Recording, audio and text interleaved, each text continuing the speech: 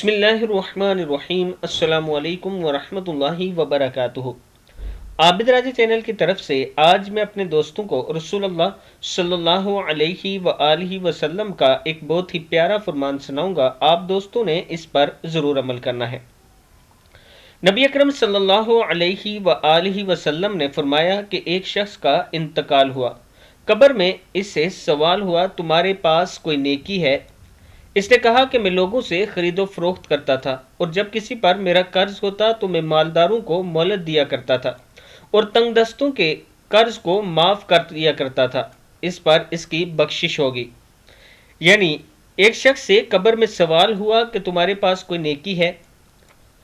تو اس نے کہا کہ میں خرید و فروخت کرتا تھا، جو لوگ امیر تھے انہیں مہلت دیا کرتا تھا جب وہ میرے سے قرض لیتے تھے، اور جو میرا قرض واپس نہیں لوٹا سکتے تھے، ان کا ہاتھ تنگ ہوتا تھا، آمدن کم ہوتی تھی تو میں انہیں معاف کر دیا کرتا تھا وہ قرض، اس پر اس شخص کی بخشش ہوگی۔ یہ رسول اللہ صلی اللہ علیہ وآلہ وسلم نے فرمایا۔